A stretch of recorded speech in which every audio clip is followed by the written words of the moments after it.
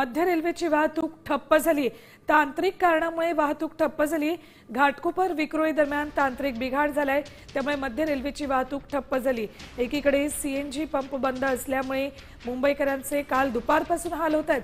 त्यात आता ऑफिस गाठण्यासाठी उशीर होईल म्हणून लवकर घराबाहेर पडलेले मुंबईकर मध्य रेल्वेच्या या खोळंब्यामुळे पुन्हा उशिराच पोहोचणार आहेत। मध्य रेल्वेची वाहतूक ठप्प आहे। अपडेट्स घेऊयात आमचे प्रतिनिधी मयूर राणे यांच्याकडून। मयूर, साधारण किती वेळ लागणार आहे वाहतूक सुरू व्हायला?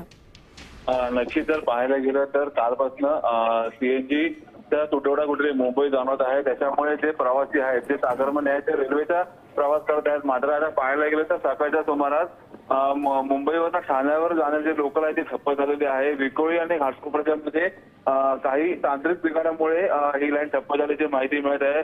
मात्र अजून खूप वेळ जाईल असे सांगण्यात आलेले आहे। अनाउन्समेंट देखील करण्यात येत आहे। जोपर्यंत रेल्वे लाईन चालू होत नाही तोपर्यंत ही मार्गिंग बंद राहील, जोपर्यंत काम सुरू होत नाही तोपर्यंत रेल्वे लाईन बंद राहील।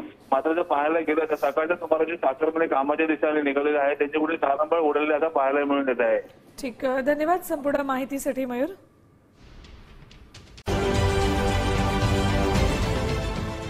देश विदेशातील प्रत्येक घडामोडींचे लाईव्ह अपडेट मिळवण्यासाठी आता साम टीव्हीच्या सर्व सोशल मीडिया प्लॅटफॉर्मला लाईक, फॉलो आणि सबस्क्राईब करा। तसंच सर्व नोटिफिकेशनसाठी बेल आयकॉन प्रेस करायला विसरू नका।